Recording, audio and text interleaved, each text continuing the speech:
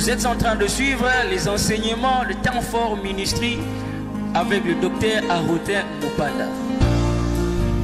Aujourd'hui, nous introduisons une série de messages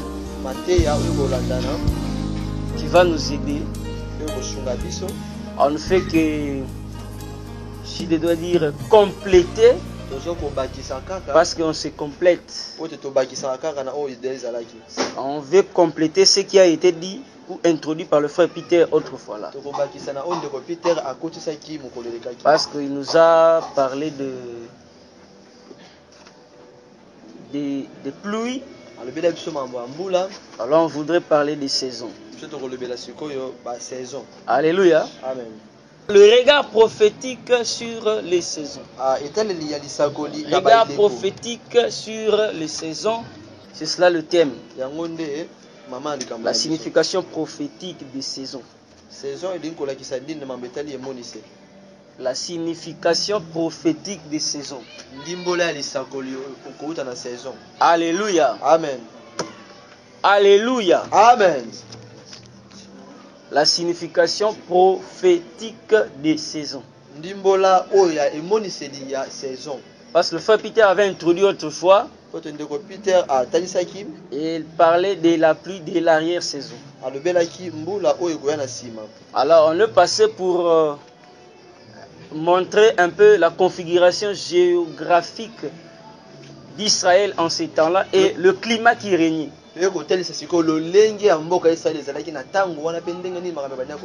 Alors il y avait des saisons qui ne cadrent même pas avec les saisons de l'Afrique. Cela prouve aussi parce qu'Israël n'est pas en Afrique. Alléluia. Amen. Donc les saisons ne sont pas les mêmes. Même l'alternance des saisons n'est pas la même. Alors nous allons voir ça. Prenons d'abord le texte qui nous sert de texte de base. Dans le livre de Deutéronome chapitre 11, versets 13 à 14. Deutéronome 11, 13 à 14. Deutéronome 11, 13 à 14, on peut se mettre debout et nous lisons ensemble comme un seul homme. Chacun avec sa Bible. Amen. Nous lisons au nom de Jésus, Deutéronome 11, 13 à 14, il dit: si vous obéissez à mes commandements que je vous prescris aujourd'hui, si vous aimez l'Éternel votre Dieu, et si vous le servez de tout votre cœur et de toute votre âme, je donnerai à votre pays la pluie en son temps, la pluie de la première et de l'arrière-saison. Et tu recueilleras ton bleu, ton mou et ton huile. Parole du Seigneur. Amen. Nous pouvons nous rasseoir et acclamer pour la parole de Dieu. Voilà, ça c'est une promesse. Dieu était en train de parler à Israël. Et ici, nous sommes dans le livre de Deutéronome. Cela veut dire Israël n'est pas encore dans la terre promise. Israël espère encore. Parce que le désert, c'est le monde de l'espérance. La Bible dit l'espérance qu'on voit n'est plus espérance. Et Canaan n'est plus le monde de l'espérance. C'est le monde de l'accomplissement. Parce qu'on ne peut pas espérer en Canaan. En Canaan, on vit les espoirs du désert. Alléluia. Alors Israël ici, Deutéronome, c'est le monde des espoirs. Ici, certaines espérances sont aussi fondées sur les promesses. Parce qu'il y a aussi ce qu'on appelle les faux espoirs. La Bible en parle. Il y a une femme qui a dit à l'homme de Dieu: ne me donne pas de faux espoirs, parce qu'elle n'avait pas d'enfant. Donc il y a aussi des faux espoirs. L'espoir peut devenir vain si la promesse attachée à cet espoir-là n'est pas accompli. Ou n'est pas accomplissable, si on peut le dire. Alléluia. Amen. Donc il y a aussi des faux espoirs. La gloire à Dieu, pas celui qui promettait ici, c'est l'Éternel lui-même. Et à l'exhortation matinale, on a dit: sachez que l'Éternel est Dieu. Donc comprendre qu'il est Dieu veut dire en lui, il n'y a ni ombre de variation, ni changement, ni trace de mensonge. Il ne dit que la vérité Et il ne jure que sur la vérité. Si le diable, en parlant du mensonge, il parle de son fond, Dieu aussi parlant de la vérité, c'est son fond. Donc, Dieu est la vérité, il contient la vérité, il est aussi contenu dans la vérité. Donc, en fait, la vérité, c'est lui. Alors, quand il promettait à Israël, c'était en toute vérité que si vous obéissez, alléluia, c'est une promesse conditionnelle. Il y avait une condition attachée à cette promesse. C'est d'abord l'obéissance. Si vous obéissez, moi je vous donnerai. Alléluia. En fait, celui qui donnera a la chose. Mais il attend l'obéissance de la part des gens. C'est un peu comme un père. Il a la chose. Mais il attend l'obéissance des enfants pour qu'il les leur donne. Donc cela veut dire, si certaines choses traînent encore entre les mains du père, ça peut être la faute des enfants suite à leur désobéissance. Plus ils désobéissent, le père retient encore ce qu'il a dû donner. Et plus on obéit, on pousse le père à tendre la main et à laisser, à céder, à donner. Alors ici le père était en train de promettre. Mais heureusement plutôt, je ne sais pas, je peux dire malheureusement quelque part, mais aussi heureusement, on pouvait attendre Dieu promettre la richesse à Israël. Alléluia. Parce qu'ici il ne s'agit pas de l'église. Il s'agit d'un peuple, Israël, descendant d'Abraham. Alors c'est à eux que Dieu promet. Pas la richesse ici, pas les maisons ici, pas les voitures, mais il leur promet la pluie. Alléluia. Amen. Donc la promesse ici c'est la pluie. Mais à la manière des hommes, Dieu peut ou ne pas promettre la pluie. On sait que la pluie arrivera parce qu'il a toujours plu. Alléluia. Amen. Et on n'a même pas besoin d'une promesse concernant la pluie. Mais là, si Dieu peut promettre la pluie, c'est une pluie spéciale. De quelle pluie s'agit-il? Alléluia. Amen. Parce que Dieu pouvait promettre la richesse entre nous. Il a promis à Abraham qu'il lui donnerait la terre de Canaan. Lui et ses descendants. Ce n'est pas la pluie, c'est une terre. Il pouvait aller travailler. Il a promis à tant de personnes, des enfants. Voyez. Mais ici, il promet la pluie. Alléluia. Amen. Et cela est très très important que Dieu promette à Israël la pluie. Mais quand il promet la pluie, il dit, je vous enverrai la pluie de la première et de l'arrière-saison. Alléluia. Amen. Deux types de pluie. La pluie de la première et la pluie de l'arrière-saison. Ce sont là les pluies que je vous enverrai. Donc ma bénédiction pour vous, c'est une pluie. Et je vous le donnerai en son temps. Et cette pluie-là, quand elle viendra, qu'est-ce qu'elle va faire? Il dit, et tu récréeras ton bleu, ton mou et ton huile. Quand tu auras cette pluie, c'est alors que tu iras. Donc cela veut dire qu'il y a deux pluies. Est-ce que les deux pluies ont la même fonction? Je dis non. Chaque pluie qui vient en son temps a un objectif précis. Chaque pluie qui vient en son temps a une raison de paraître en ces temps. Et elle est chargée de choses à accomplir en ces temps. Et ce qu'elle accomplit en son temps peut être différent de la pluie qui accomplira d'autres choses en son temps. Cela veut dire la pluie de la première saison n'est pas égale à la pluie de l'arrière-saison. Quand Dieu parlait, il va seulement dire, je vous enverrai la pluie. Parce que prenons le cas de Noé. Lorsque Dieu promettait à Noé qu'il détruirait la terre, le monde, il dit, je ferai pleuvoir. Il n'y avait qu'une seule pluie. Alléluia. Il n'y en avait pas deux. Une seule pluie. Donc Dieu n'a même pas fait de distinction. Je ferai pleuvoir sur la terre. Donc une seule pluie, mais qui a duré 40 jours. Donc il n'y avait pas de pluie. Mais ici il promet deux pluies. La pluie de la première et de l'arrière-saison. Alors on a autrefois parlé de saisons. Parce qu'il parle de saisons. Parce que ces pluies sont liées aux saisons. La pluie de la première et de l'arrière-saison. Donc de la première saison et de l'arrière-saison. Donc ici le problème de pluie c'est lié aux saisons. Et avant de comprendre d'abord ces pluies, nous sommes obligés de comprendre les saisons. Alléluia. Amen. Quelle est cette pluie qui vient en quelle saison?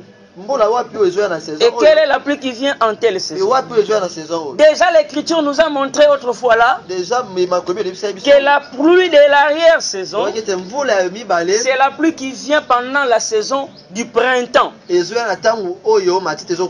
Alléluia. Du printemps.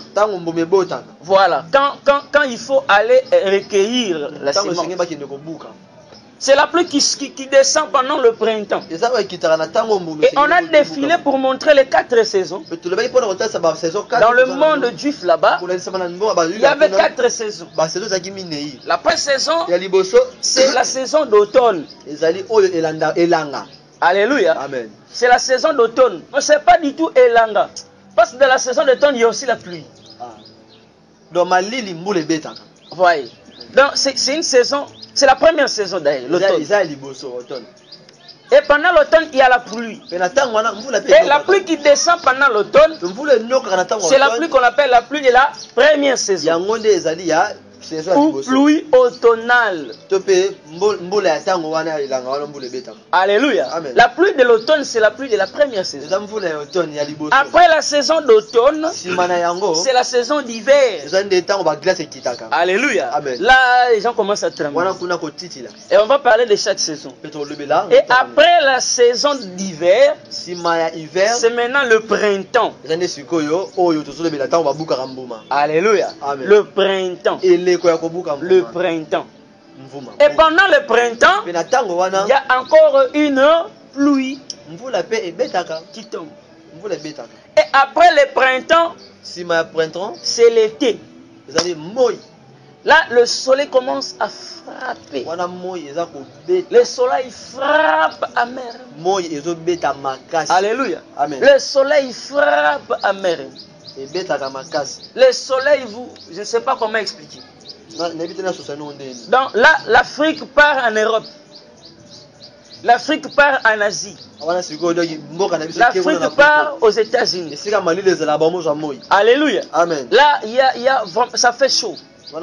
Dernièrement, en Inde, on a suivi, il y avait ce qu'on appelait des canicules, je crois. Excès de chaleur. Et les gens mouraient même. Alléluia. Amen. Donc ce sont là les 4 saisons.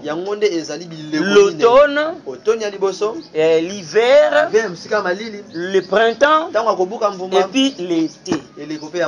Et ce sont là les temps pendant lesquels Dieu était en train de travailler avec son peuple. Et maintenant il leur promet de leur donner les 2 pluies là. De la première et de l'arrière-saison. Ça veut dire la pluie qui doit tomber en automne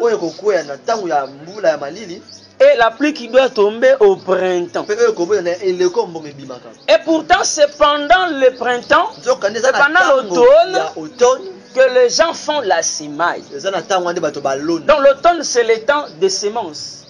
Alors pour laquelle si nous pouvons consulter notre bien-aimé Genèse chapitre 8, il nous parle aussi des saisons quelque part. Oui, Genèse chapitre 8 verset 22. Tant que la terre subsistera, les semailles et la moisson. Alléluia. Amen. Suivez, il parle de semailles et de la moisson. Donc, il va opposer les semailles aux moissons. Donc selon lui, Le semail et la moisson, ce sont aussi des époques différentes. Parce que la semail et la moisson ne peuvent jamais avoir lieu au même moment. Alléluia. Amen. Jamais on peut s'aimer en même temps, on est en train de récolter. Il y a un temps, il faut respecter Ecclésiastes. Il y a un temps pour toutes choses. Il y a un temps pour s'aimer et un temps pour récolter. C'est pourquoi ici déjà dans Genèse, Dieu pose le fondement. Il y a un temps, il faut s'aimer. Le semail et la moisson. Alléluia. Amen. Il oppose les deux choses. Et il entre dans les saisons, il dit le froid et la chaleur. Oh, lorsqu'on parle du froid, on fait allusion à l'hiver. La chaleur, c'est l'été. Alléluia. Amen. La chaleur, c'est l'été. C'est pendant l'été qu'il y a la chaleur. Mais c'est pendant l'hiver qu'il y a le froid. Puis la chaleur et l'été. Le jour et la nuit ne cesseront point. Et remarquez ici, il a parlé de semailles et de la moisson. Alléluia. Amen. En même temps, il a parlé de l'hiver et de l'été. La semaille se fait pendant l'automne. C'est pendant ce mois-là qu'on commence à s'aimer. Et c'est pendant le printemps qu'on commence à récolter. Donc, en fait, ici, dans ces langages, Dieu a caché les saisons, mais dans les actions. Alléluia. Amen. Selon le langage biblique, la semaille incarne un temps ou une saison appelée l'automne. Temps favorable pendant lequel le semeur entre en mouvement pour semer. Alléluia. Amen. Raison pour laquelle dans les évangiles, on nous montre un semeur qui est allé semer. Alléluia. Amen. Le temps de semaille, c'est aussi une saison. Ça définit une saison. C'est la saison qui vous permet de s'aimer. C'est pendant l'automne. Tandis que quand il parle de la moisson, il est en train de cacher le printemps. Le temps où il faut récolter. Mais gloire à Dieu parce que tous ces deux temps, toutes ces deux saisons, dans ces saisons-là, il y a de pluie qui tombe. Alléluia. C'est-à-dire pendant l'automne, il y a la pluie qui doit tomber. Pendant le printemps, il y a aussi une pluie qui doit tomber. Maintenant, quel sera l'objectif de ces deux pluies? Gloire à Dieu parce qu'on ne parle pas encore du printemps. Nous sommes à l'automne. La pluie de la première saison. C'est la pluie qui tombe à l'automne. Quel est son objectif? Et quelle est cette pluie-là? Quelle est son image? Qu'est-ce qu'elle explique? Parce qu'ici, il ne s'agit pas de l'église de Souline. Il s'agit d'Israël en tant que peuple terrestre. C'est à lui la pluie de la première saison. C'est à lui aussi la pluie de l'arrière-saison. Mais ici, nous voulons voir l'impact de la pluie de la première saison dans la vie de ce peuple. Donc Dieu dans Genèse, il nous montre la moisson, il nous montre la semaille, il nous montre la moisson. Il nous montre l'hiver, il nous montre l'été. Alléluia. Et maintenant, qu'est-ce qui a lieu? Il y a une pluie qui doit tomber. Si la pluie qui tombe dans la saison de semaille permet aux semeurs de semer, c'est que cette pluie a un objectif. Alléluia. Amen. Et si la pluie qui tombe pendant la moisson permet aux moissonneurs de moissonner, c'est que la pluie du printemps a aussi une mission. Donc par là je comprends que Jésus était en train de dire quelque part une graine. Il parlait aux gens insensés. Une graine que vous semez ne reprend-elle pas vie après qu'elle soit morte? Cela veut dire toute sémence jeté à terre et qui doit finalement un jour produire, afin que nous puissions recueillir le fruit, est obligé de passer par la mort. Cela veut dire, si je prends ma sémence, je la jette sur une terre et que l'on ne vient pas pour l'arroser, cette sémence restera là et ne finira jamais par produire quelque chose. Pourquoi? Parce que la pluie n'est pas encore tombée sur elle. Donc, autrement dit, la pluie qui tombe dans cette saison a un objectif: rendre la terre humide afin de produire quelque chose qui doit amener la sémence à être détruite, en quelque sorte mourir.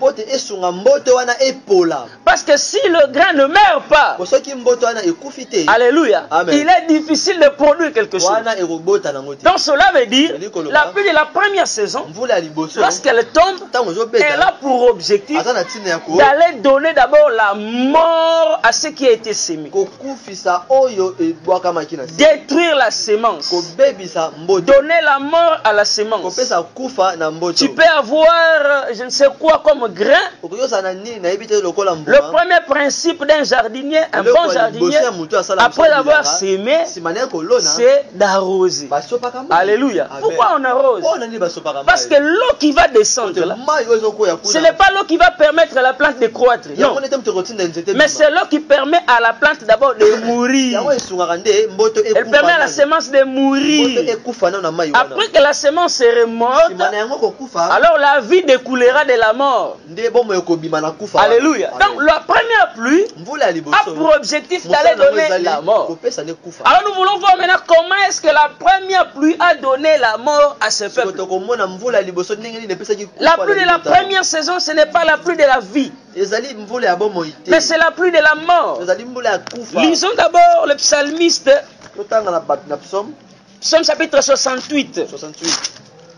Alléluia. Amen. Nous sommes dans la première saison. Psaume chapitre 68. À partir du verset 8e.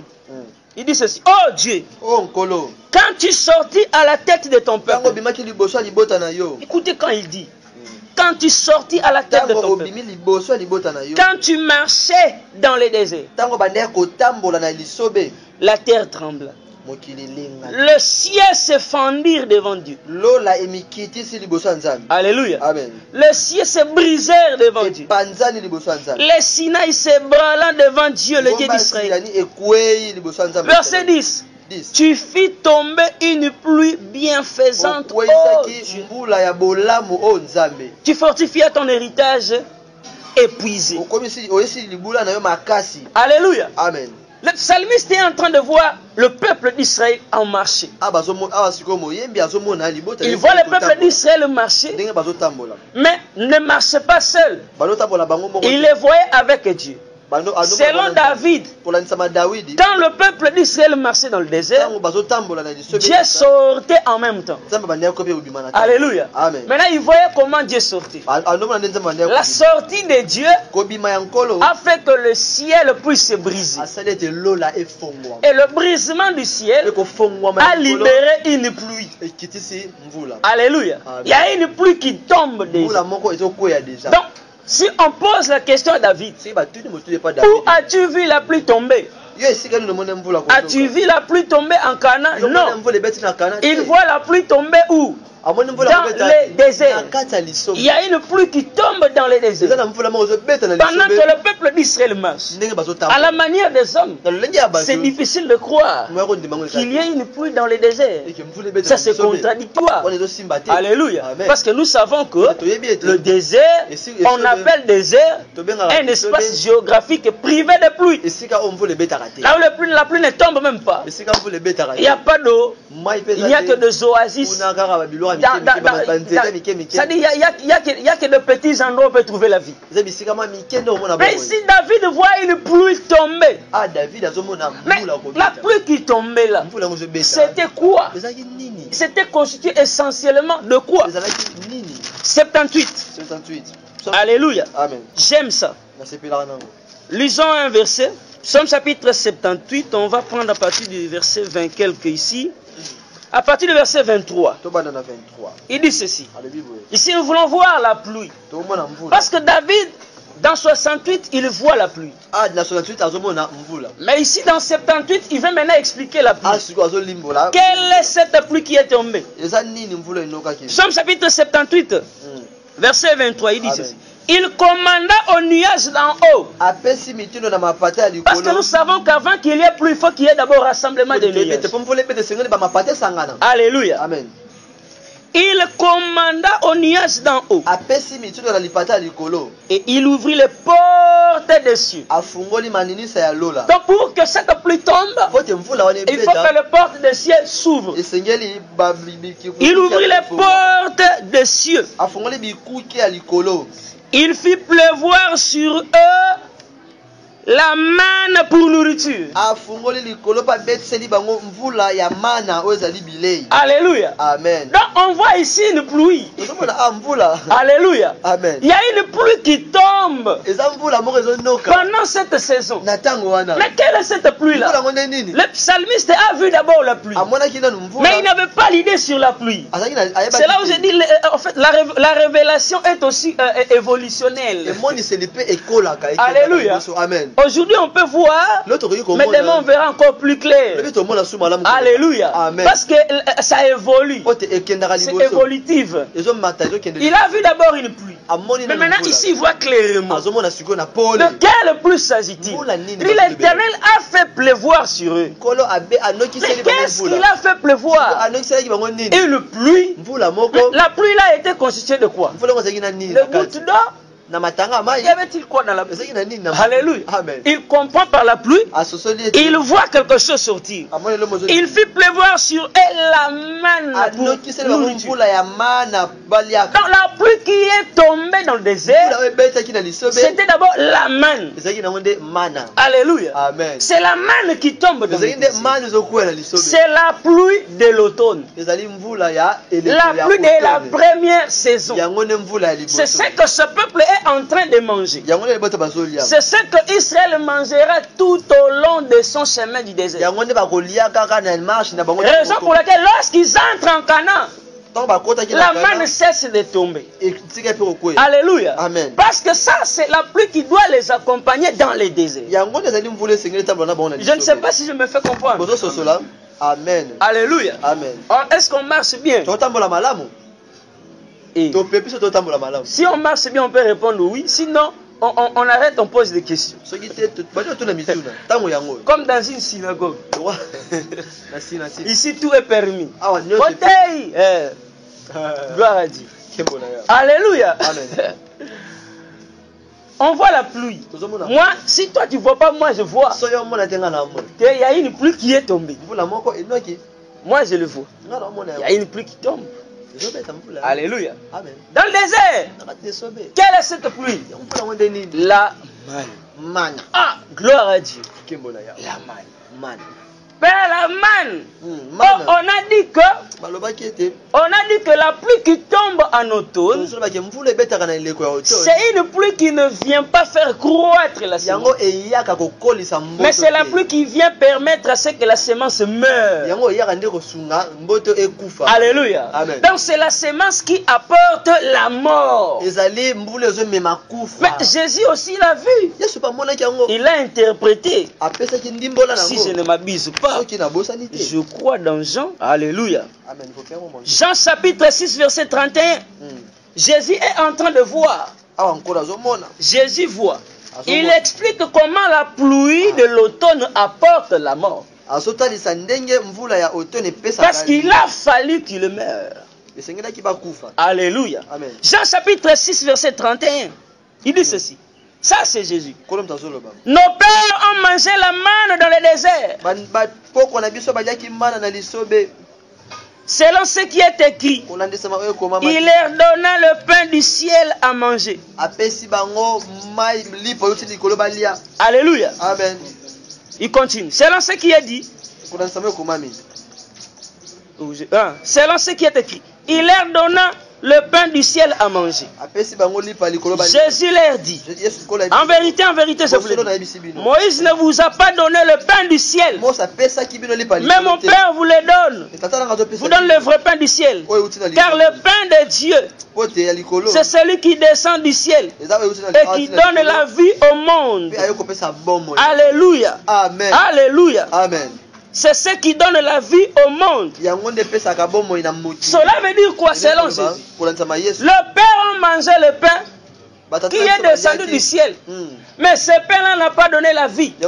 Parce que dans d'autres évangiles, il dit lui-même, vos pères ont mangé le pain, la manne dans le désert, mais ils sont tous morts. Donc je comprends que la manne qui descendait comme pluie ne donnait pas la vie. C'était une pluie qui apportait la mort.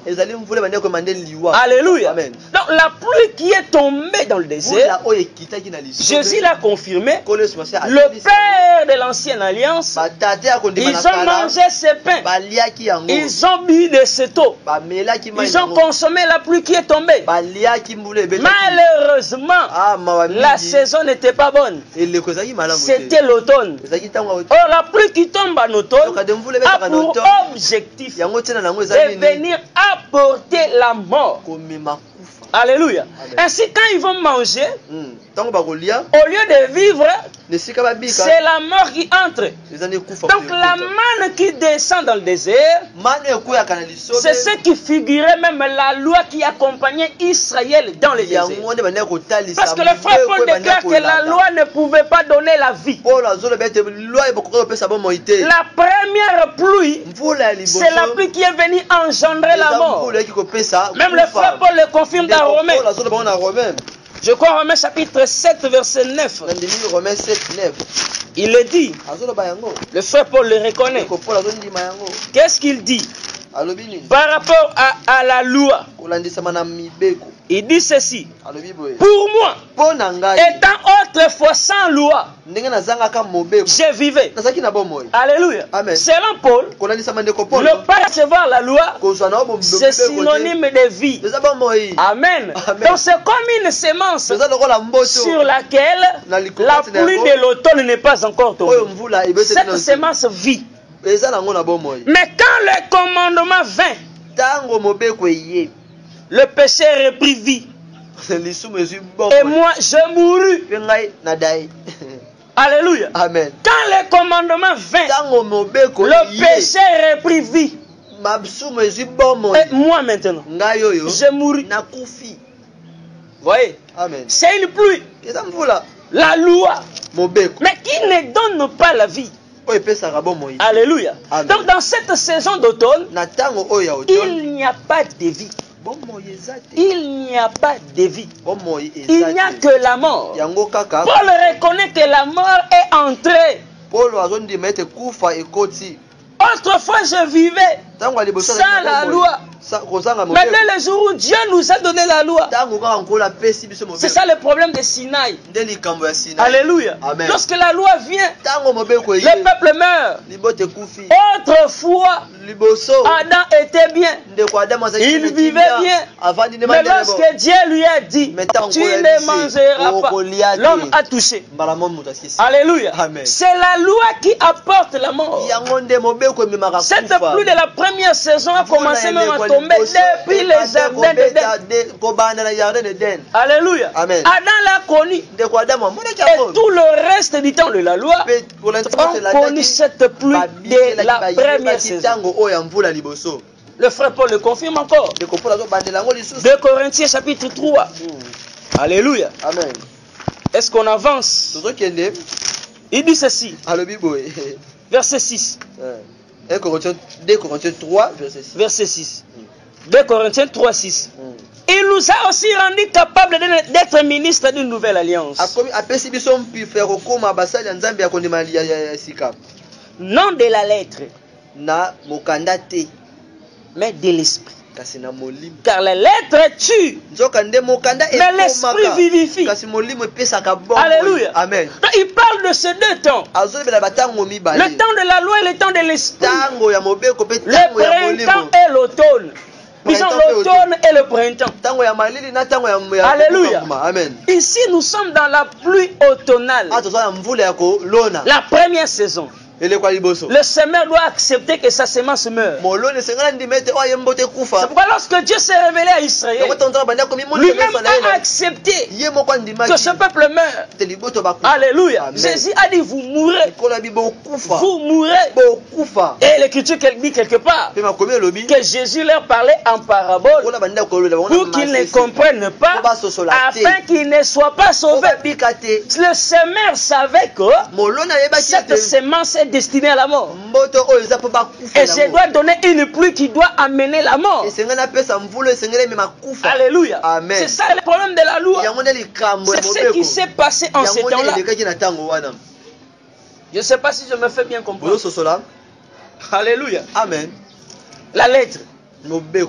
La loi a tué. En Israël, ils sont tous morts.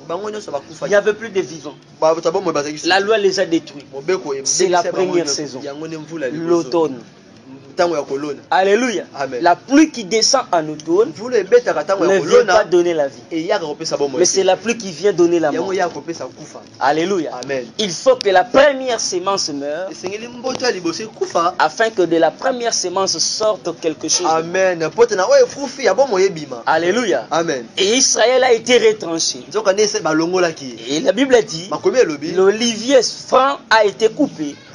Une partie est tombée dans l'endurcissement. Ils ont plus écouté Moïse. Le voile est sur leur visage. Ils ne pouvaient pas comprendre les Écritures. Même du temps de Jésus, ils pouvaient lire la loi, comprendre qu'il y a un Messie qui viendrait. Mais le Messie est venu. Ils n'ont pas compris et ils ne sont pas accrochés au Messie. Pourquoi? Parce que le ministère de la mort travaillait dans leur vie. Alléluia. Amen. C'est ça le problème de ces saison. C'est ça le problème des temps. Aujourd'hui, nous sommes d'abord à la première saison. La saison d'automne. La première saison. La pluie de la première saison. Donc la pluie que Dieu promettait à Israël, c'était la loi. Alléluia. Amen. La première saison caractérisée par la loi, qui avait pour objectif d'amener le peuple à la mort. Alléluia. Amen. Ainsi, le sage Salomon, le sage. Que dit Salomon dans Proverbe chapitre 16? Proverbe 16. Proverbe chapitre 16, verset 14. Que dit Salomon? Le sage. Parce que là, c'est son père David qui a parlé, ici c'est lui qui parle. Que dit Salomon? Salomon déclare ceci. Il dit ceci: la fureur du roi est un messager de mort. Alléluia. Amen. Ça c'est la première partie. C'est ce qui nous concerne aujourd'hui. Mais la deuxième partie dit: et un homme sage doit l'apaiser. Et au verset 15e, on verra plus tard, il dit: la sérénité du visage du roi donne la vie. Et sa faveur est comme une pluie du printemps. Alléluia. On arrivera au printemps. Et on répétera cette écriture ici. Alléluia. Amen. Ah, l'écriture. Il faut aimer l'écriture. Alléluia. Amen. Qu'est-ce qu'il dit ici? Il dit: la fureur du roi est un messager de mort. Alléluia. Amen. Voyez, pendant la loi, le roi ne rit pas. Le roi est furieux. Le roi est en colère. Pendant tout le temps de la loi, il est en colère. Qu'est-ce qui justifie qu'il est en colère? Qu'est-ce qui justifie qu'il n'était pas content? Jésus le révèle dans Hébreu. Tu n'as voulu ni offrande ni sacrifice. Ça veut dire tout ce qui se faisait sous la loi ne plaisait pas à Dieu. Au contraire, ça veut dire que Dieu se fâche là où il était. Alléluia. Tu n'as voulu ni offrande ni sacrifice. Et quelque part, Jésus dit encore: tous ceux qui sont venus avant moi, ce n'étaient que des brigands et des voleurs Comment Dieu pouvait-il être calme, pouvait-il être en paix en envoyant toute une génération de brigands et de voleurs? Là, la colère du roi s'augmente. Et plus la colère s'augmente, sachez que cette colère est un messager. Et le messager qui vient, il ne vient pas avec la vie. Il vient avec la mort. Et le messager du temps de la fureur du roi, c'est la loi. Alléluia. C'est la loi qui vient auprès du peuple pour leur montrer que le roi n'est pas content. Le roi est furieux de vous. Alors moi, je suis messager de la mort. C'est ainsi que tous ces gens que Dieu a utilisés pendant la loi, il ne les a pas utilisés comme des messagers de la vie. Moïse n'a jamais été le messager de la vie. C'est un messager de la mort. Parce que si Moïse était un messager de la mort, Israël aurait reçu la vie avant la pluie de la série de l'arrière-saison. Il aurait reçu la vie avant la pluie de l'arrière-saison. Ce qui justifie que ce ne sont que des messagers de la mort. C'est le fait qu'Israël n'a reçu que la pluie de la première saison. Alléluia. Maintenant, il manquait le sage. Parce qu'il dit le sage peut apaiser la fureur du roi. Alléluia. Mais il a fallu maintenant que le sage s'élève, on verra le sage plus tard. Pour que la fureur du roi puisse s'apaiser et introduire l'autre saison. Alléluia. C'est ça le problème de Dieu. Bien aimé, Israël a vécu ces choses. L'automne. Cela veut dire jusqu'à présent. Il y a aussi des juifs qui sont en automne. Automne spirituel. Ce n'est pas naturel. Parce que là-bas, les saisons alternent encore. Et spirituellement, prophétiquement, selon la marche, ils sont tous morts. C'est pourquoi Jésus leur disait, si vous continuez, vous mourrez comme vos pères. Alléluia. Ils ont mangé une manne, mais cette manne ne les a pas donné la vie. La lettre tue. La lettre tue. Ça veut dire tout ce qui s'était attaché à la lettre, à la loi, personne n'a survécu. Tout le monde est mort. C'est le caractère de la pluie de la première saison. Donner la mort à la sémence. Alléluia. Détruire la sémence. Et quand Israël voyait le pain comme une bienfaisance, Jésus voyait dans ce pain, dans cette manne, la mort. Alléluia.